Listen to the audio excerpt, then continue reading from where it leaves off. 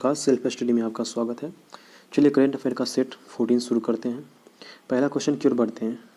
पहला क्वेश्चन देखिए, मुख्य न्यायाधीश शरद अरविंद बोबड़े ने नागपुर में किस नाम से एक वर्चुअल कोर्ट का उद्घाटन किया है?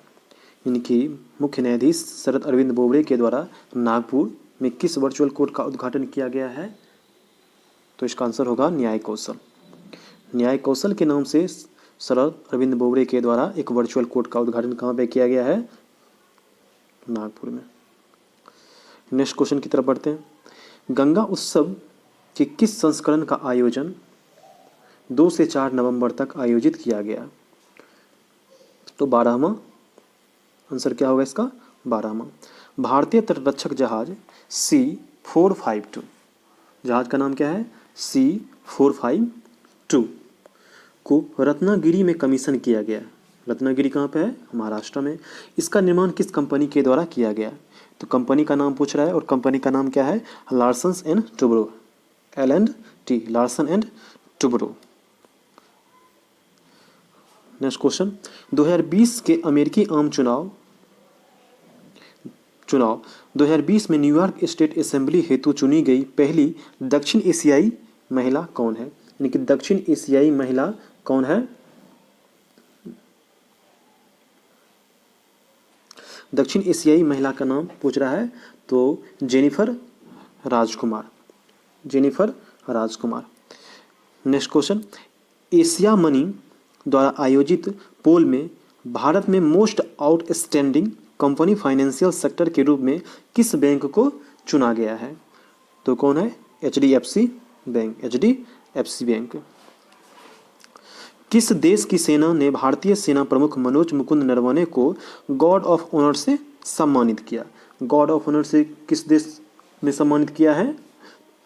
तो नेपाल ने भारतीय सेना प्रमुख मनोज मुकुंद नरवणे को गॉर्ड ऑफ ऑनर से सम्मानित किया। नवंबर 2020 में ग्लोबल इन्वेस्टर राउंड टेबल किसकी अध्यक्षता में आयोजित की गई? तो किसकी अध्यक्षता में की गई है? नरेंद्र मोदी, प्रधानमंत्री के द्वारा किया गया है।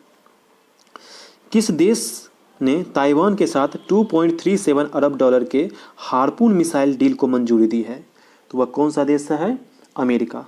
वो देश कौन सा है? अमेरिका। यानी ताइवान के साथ 2.37 अरब डॉलर के हार्पून मिसाइल को मंजूरी दिया है अमेरिका ने। शांति का नोबेल पुरस्कार 2020 विश्व खाद्य कार्यक्रम नामक संगठन को दिया गया। शांति अवार्ड प्राप्त करने वाला यह कौन सा संगठन है? यानी कि केमा संगठन है। तो ये संगठन कौन सा है? 28वां संगठन है जिन्हें शांति का नोबेल पुरस्कार मिला है। कॉस्ट्यूम डिजाइनर भानु अथैया का हाल ही में निधन हो गया। उनके बारे में असत्य कथन को चुनिए। पहला ऑप्शन देखिए, प्रथम भारतीय ऑस्कर विजेता। सेकेंड ऑप्शन, इन्होंने अपनी फिल्म करियर की शुरुआत CID फिल्म से की थी।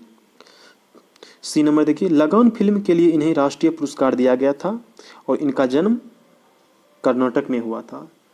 तो असत्य कथन करा चुनने के लिए तो इसका आंसर क्या हो जाएगा? इसका जन्म कर्नाटक में हुआ था। ये क्या है?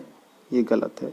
बाद में की जो है प्रथम भारतीय ऑस्कर विजेता थे, CID फिल्म से शुरुआत की और लगान फिल्म के लिए इन्हें राष्ट्रीय पुरस्कार दिया, ये सही है। नेक्स्ट क्वेश्चन, केंद्रीय शिक्षा मंत्री द्वारा बौद्धिक संपदा साक्षरता एवं जागरूकता अभियान को बढ़ावा देने हेतु 15 अक्टूबर 2020 को किस कार्यक्रम की शुरुआत की गई?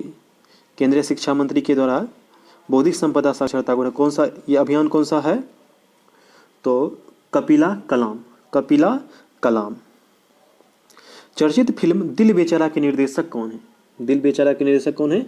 मुकेश छाबड़ा। युद्ध और सशस्त्र संघर्ष में पर्यावरण के शोषण को रोकने हेतु अंतर्राष्ट्रीय दिवस मनाया जाता है। यानी कि युद्ध के दौरान पर्यावरण को कोई क्षति ना हो, इसके लिए कौन एक दिवस मनाया जाता है? अंतर्राष्ट्रीय दिवस। तो वो दिवस कब मनाया जाता है? तो 6 नवंबर को। अंतर्राष्ट्रीय सातवाधानम नामक कार्यक्रम किसके द्वारा शुरू किया गया है? यानी सातवाधानम कार्यक्रम किसके द्वारा शुरू किया गया है? M वेंकैया नायडू के द्वारा। M वेंकैया नायडू कौन है? तो उपराष्ट्रपति है। भारत द्वारा संयुक्त राष्ट्र में प्रस्तुत प्रस्तुत परमाणु निशस्त्रीकरण प्रस्ताव के बारे में सही है? मतलब सही कथन के बारे में कह रहा है, तो परमाणु दुर्घटना और हथियारों के उपयोग पर रोक लगाना है। दूसरा, भारत ने 1982 में परमाणु हथियार उपयोग पर प्रतिबंध के संबंध में कन्वेंशन पर संकल्प लिया था। इसमें सत्य कथन कह रहा है, तो ए और दो यानी ए और बी दोनों सही है। टिल वी विन नामक पुस्तक के लेखक कौन है? तो इसके पुस्तक के लेखक कौन है?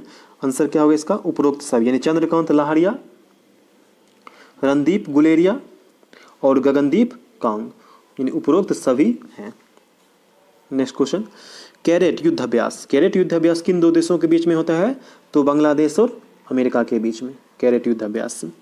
1810.56 करोड़ रुपए की लागत से 210 मेगावाट की लुहरी जल विद्युत परियोजना का निर्माण किस नदी पर किया गया है? लुहरी जल विद्युत परियोजना किस नदी पे किया गया है? तो सतलज नदी पे। और लुहरी जल विद्युत परियोजना कहाँ पे है? हिमाचल प्रदेश। लुहरी जल विद्युत परियोजना हिमाचल प्रदेश, सतलज नदी पे। आईपीएल में बैक टू बैक 2 शतक लगाने वाले पहले बल्लेबाज कौन बने? पहले बल्लेबाज कौन बने हैं? शिखर धवन। शिखर धवन। बिहार में अगस्त 2020 में कितने नए बस स्टॉप के निर्माण कार्य की शुरुआत की गई? यानी कि अगस्त 2020 में ऐसे कितने बस स्टॉप हैं जहाँ पे क्या निर्माण कार्य शुरू हो चुका है, यानी कि उतना बन के तैयार होगा? तो 500।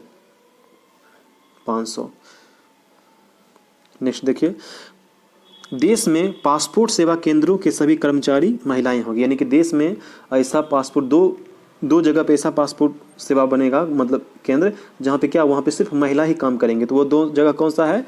दिल्ली के आर.के.पुरम और दूसरा केंद्र कहाँ पे है? केरल के कोचीन में त्रिपुनितुरा में, यानी कि 2 जगह केरल के त्रिपुनितुरा और दिल्ली के आर.के.पुरम में पासपोर्ट सेवा के लिए क्या टोटल कर्मचारी क्या रहेंगी? महिला रहेंगी।